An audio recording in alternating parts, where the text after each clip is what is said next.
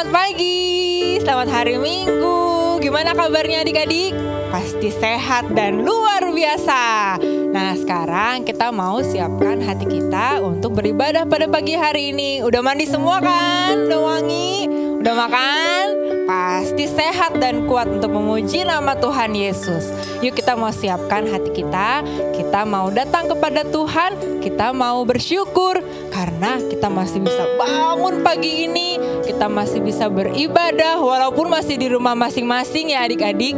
Tapi kita tetap bersyukur karena Tuhan Yesus kita itu baik dalam hidup kita. Yuk kita mau datang kepada Tuhan, kita mau katakan kalau kita bersyukur, kita berterima kasih untuk segala kebaikan Tuhan, kesetiaan Tuhan, kemurahan Tuhan dalam hidup setiap kita.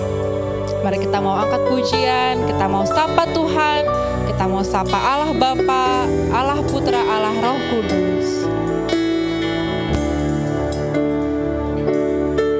Kita katakan sama-sama.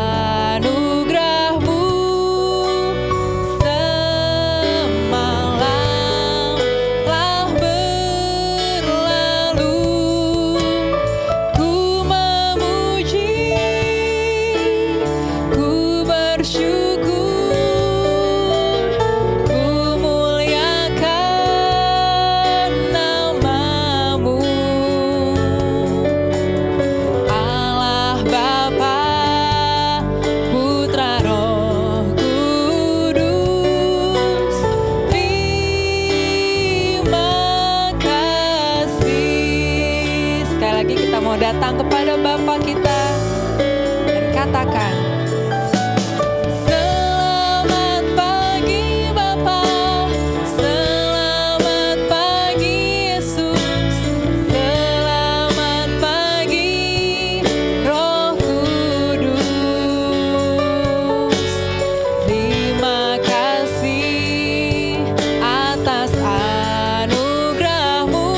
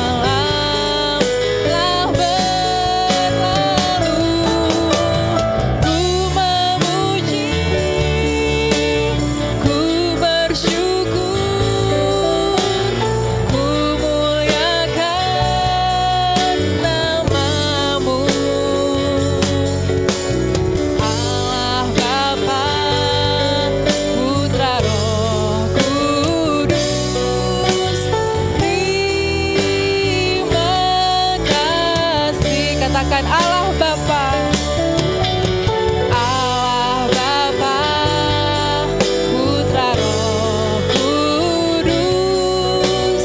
Terima kasih Allah Bapa, Allah Bapa, Putra Roh Kudus. Terima kasih. Mari kita mau sama-sama berdoa adik-adik dalam sikap berdoa yang baik ya. ikuti kakak Stevi berdoa. Terima kasih Tuhan Yesus untuk segala kebaikan-Mu, untuk kasih setia-Mu bagi kami, bagi keluarga kami. Pada pagi hari ini kami mau beribadah, kami bersuka cita karena Tuhan Yesus hadir di tengah-tengah kami. Kami mau bersorak-sorai, kami mau memuji Tuhan, kami mau memberikan yang terbaik untuk nama Tuhan Yesus. Di dalam nama Tuhan Yesus Kristus kami sudah berdoa dan mengucap syukur. Haleluya, amin. Sekali lagi shalom adik-adik. Semuanya bersuka cita ya pada pagi hari ini. Adik-adik coba deh lihat kalendernya. Tanggal berapa sih hari ini? Udah bulan Desember ya. Wah, udah mau Natal nih. Senang gak adik-adik? Pasti semuanya bersuka cita ya. Senang. Walaupun kita Desembernya, Natalannya dalam suasana yang berbeda pasti dari tahun-tahun yang sebelumnya. Pasti adik-adik kangen ya mau ketemu sama kakak dan guru-guru yang lainnya juga. Sabar ya adik-adik, kita mau tetap bersyukur, kita mau tetap bersuka cita karena kita percaya kasih Tuhan itu hadir untuk setiap kita.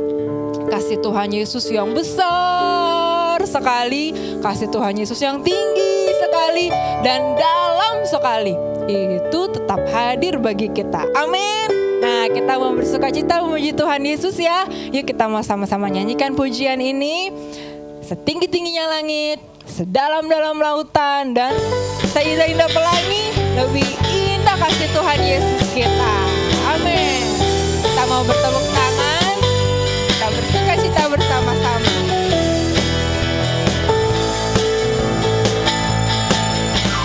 Tinggi-tingginya langit, lompat ya. Lebih tinggi kasih Yesusku, dalam-dalam lautan, lebih dalam kasih Yesusku. Angkat tangannya. Seindah-indah pelangi, lebih indah kasih Yesusku. Kasih Yesus, oh kasih Yesus, mengakan segalanya. Kasih Yesus, oh kasih Yesus, mengakan segalanya.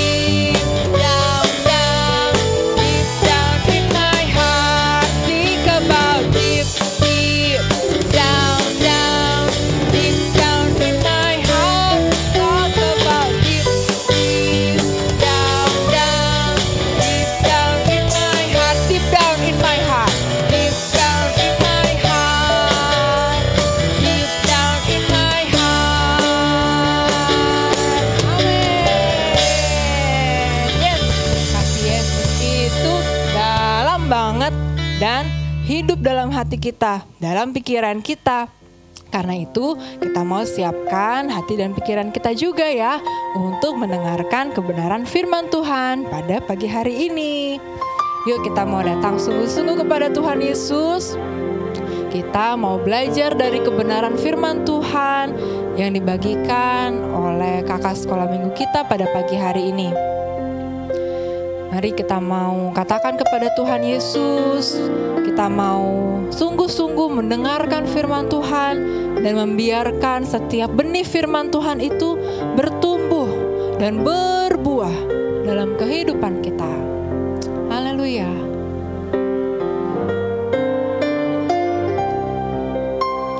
Firman Tuhan ku dengar, ku tanam di hatiku, ku biarkan terus tumbuh dan berbuah lebat. Yesus, tolonglah aku. Firman Tuhan ku dengar, ku tanam di hatiku, ku biarkan terus tumbuh dan berbuah lebat. Yesus, tolonglah aku. Sekali lagi kita mau katakan kepada Tuhan. Firman Tuhan ku dengar, ku tanam di hatiku, ku biarkan terus tumbuh dan berbuah lebat. Yesus, tolonglah aku. Ku biarkan terus tumbuh, ku biarkan terus tumbuh dan berbuah lebat. Yesus, tolonglah aku. Ku biarkan terus bertumbuh, ku biarkan terus tumbuh dan berbuah lebat. Yesus, tolonglah aku. Mari kita kembali berdoa adik-adik. Ya Tuhan Yesus, tolonglah kami untuk mampu mendengarkan firman Tuhan, untuk dapat mengerti dan taat melakukan apa yang Tuhan Yesus mau bagi kami. Berkati guru kami dan berkati setiap kami, agar kami dapat menyenangkan Tuhan Yesus melalui kebenaran firman Tuhan ini. Di dalam nama Tuhan Yesus Kristus, kami siap mendengarkan dan menyambut firman Tuhan. Haleluya. Amin. Shalom adik-adik. Nah, apa kabarnya hari ini? Ketemu lagi kita ya. Walaupun cuman ketemunya visual, tapi nggak apa-apa. Hari ini Ciseli mau cerita, tapi ceritanya kita bukan cerita Ciseli yang cerita, tapi kita mau menyaksikan film. Nah, film apa? Siapa yang tahu cerita tentang Naaman? Nah, hari ini kita mau menyaksikan film tentang Naaman.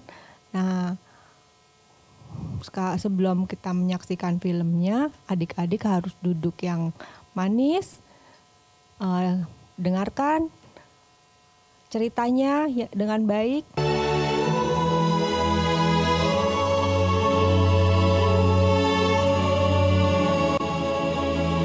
Naaman, panglima Raja Aram, adalah seorang terpandang di hadapan tuannya dan sangat disayangi. Seorang pahlawan tentara, sebab oleh dia Tuhan telah memberikan kemenangan kepada orang Aram. Tetapi orang itu sakit kusta. seorang anak perempuan dari negeri Israel. Ia menjadi pelayan pada istri Naaman. Berkatalah gadis itu kepada nyonyanya, "Sekiranya tuanku menghadap nabi yang di Samaria itu, maka tentulah nabi itu akan menyembuhkan dia dari penyakitnya." Lalu pergilah Naaman memberitahukan kepada tuannya, katanya, "Begini-beginilah dikatakan oleh gadis yang dari negeri Israel itu." Maka jawab Raja Aram, "Baik, pergilah, dan aku akan mengirim surat kepada Raja Israel." Lalu pergilah Naaman dan membawa sebagai persembahan 10 talenta perak dan 6.000 shikal emas dan 10 potong pakaian. Segera sesudah didengar Elisa, abdi Allah itu, dikirimnyalah pesan kepada raja, "Biarlah ia datang kepadaku, supaya ia tahu bahwa ada seorang nabi di Israel." Kemudian datanglah Naaman dengan kudanya dan keretanya, lalu berhenti di depan pintu rumah Elisa. Elisa menyuruh seorang suruhan kepadanya, mengatakan, "Pergilah mandi 7 kali dalam sungai Yordan, maka tubuhmu akan pulih kembali, sehingga engkau menjadi tahir." Naaman dengan gusar sambil berkata, Aku sangka bahwa setidak-tidaknya ia datang keluar dan berdiri memanggil nama Tuhan Allahnya, dan dengan demikian menyembuhkan penyakit kustaku. Bukankah Abana dan Parpar, sungai-sungai Damsik, lebih baik dari segala sungai di Israel? Tetapi pegawai-pegawainya datang mendekat serta berkata kepadanya, "Bapak, seandainya nabi itu menyuruh perkara yang sukar kepadamu, bukankah Bapak akan melakukannya? Apalagi sekarang, ia hanya berkata kepadamu, 'Mandilah, dan engkau akan menjadi tahir.'" Kemudian berpalinglah ia dan pergi dengan panas hati. Maka turunlah ia membenamkan dirinya 7 kali dalam sungai Yordan, sesuai dengan perkataan abdi Allah itu. Lalu pulihlah tubuhnya kembali seperti tubuh seorang anak dan ia menjadi tahir. Kemudian kembalilah ia dengan seluruh pasukannya kepada abdi Allah itu. Setelah sampai, tampillah ia ke depan Elisa dan berkata, Sekarang aku tahu bahwa di seluruh bumi tidak ada Allah kecuali di Israel. Karena itu, terimalah kiranya suatu pemberian dari hamba-Mu ini. Elisa menjawab, "Demi Tuhan yang hidup, yang di hadapannya aku menjadi pelayan, sesungguhnya aku tidak akan menerima apa-apa. Pergilah dengan selamat." Dan walaupun Naaman mendesaknya supaya menerima sesuatu, ia tetap menolak. Akhirnya berkatalah Naaman, Jikalau demikian, hamba-Mu ini tidak lagi akan mempersembahkan korban bakaran atau korban sembelihan kepada Allah lain, kecuali kepada Tuhan.